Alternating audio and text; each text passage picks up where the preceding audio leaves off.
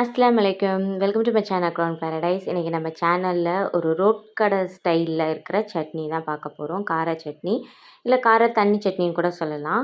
இது வந்து எவ்வளோ டேஸ்ட்டாக இருக்கும்னு ரோட்ஸ் கடை சைடில் சாப்பிட்டா எல்லாருக்குமே தெரியும்.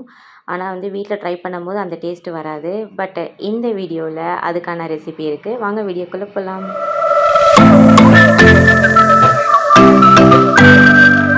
காரத்துக்கு தகுந்த மாதிரி மிளகாய் எடுத்துக்கோங்க. நான் 8 மிளகாய் எடுத்துக்கிட்டேன். ஆனால் இதுவே நல்ல காரமாக தான் இருக்கும்.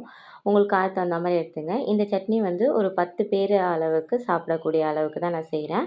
இப்போ நல்லா சுடு தண்ணியில் ஒரு 10 நிமிஷம் வந்து ஊற வச்சிடலாம். 3 பழுத்த தக்காளி, 2 பல்லாரி வெங்காயம் எடுத்திருக்கேன் இந்த சைஸில். உங்களுக்கு இன்னும் நிறைய பேருக்கு நீங்கள் செய்கிறாந்தா தக்காளி அதிகப்படுத்திக்கோங்க. மேற்கொண்டு ஒரு பல்லாரியும் அதிகப்படுத்திக்கோங்க. 10 பூண்டு வந்து நான் தோல் உரிக்காமல் எடுத்திருக்கேன். இப்போ இது எல்லாத்தையுமே வந்து நம்ம மிக்சியில் நல்லா ஃபைன் பேஸ்ட்டாக அரைச்சி எடுத்துக்கலாம். தண்ணி விடாமல் அரைங்க.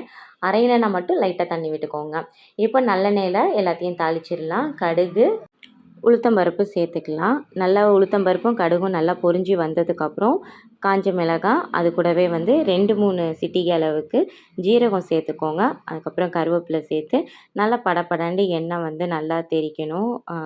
கருவேப்பிலை வந்து நல்லா முருவலாக வந்ததுக்கப்புறம் அரைச்சி வச்ச நம்ம வந்து சட்னி விழுதை வந்து நம்ம சேர்த்துக்கலாம்.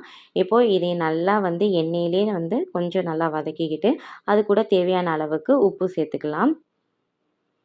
இப்போது திடீர்னு நம்ம வீட்டுக்கு கெஸ்ட்டு வந்துட்டாங்க அப்படின்னு சொன்னால் நம்ம டக்குன்னு இந்த சட்னி வந்து செஞ்சு வச்சிடலாம். தாராளமாக 10லேருந்து 12 பேர் அளவுக்கு சாப்பிடக்கூடிய அளவுக்கு இதுவே போதுமாக இருக்கும். இப்போ இந்த மாதிரி நல்லா வந்து முட்டை நல்லா தளபலண்டு வந்ததுக்கப்புறம் நம்ம எவ்வளோக்கு அரைச்சி வச்சோமோ அதுக்கு அந்த அளவுக்கு டபுளாக அப்படியே தண்ணி ஊற்றிக்கோங்க. அடுப்பு சிம்மில் வச்சுக்கோங்க. நல்லா வந்து அது நொரைச்சி வரும்.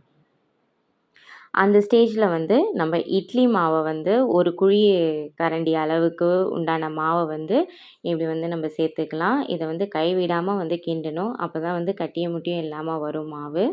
இப்போ நல்லா வந்து கைவிடாமல் கிண்டிகிட்டே வந்தோன்னா நல்லா வந்து அந்த கட்டி இல்லாமல் மாவு வந்து நல்லா சட்டினியோடு வந்து நல்லா கரைஞ்சிரும். அப்புறம் அடுப்பை ஆஃப் பண்ணிவிட்டு மல்லி இலை வந்து தூவி எடுத்தால் சூப்பரான சட்னி ரெடி. கண்டிப்பாக நீங்கள் வீட்டில் ட்ரை பண்ணி பாருங்கள். நான் ஃபஸ்ட் டைம் ட்ரை பண்ணேன். வேறு லெவலில் இருந்துச்சு. நான் எக்ஸ்பெக்டே பண்ணல. சேம் அப்படியே வந்து அந்த ரோட்டு கடை ஸ்டைலில் இருக்கிற அந்த சட்னி ஃப்ளேவர் தான்.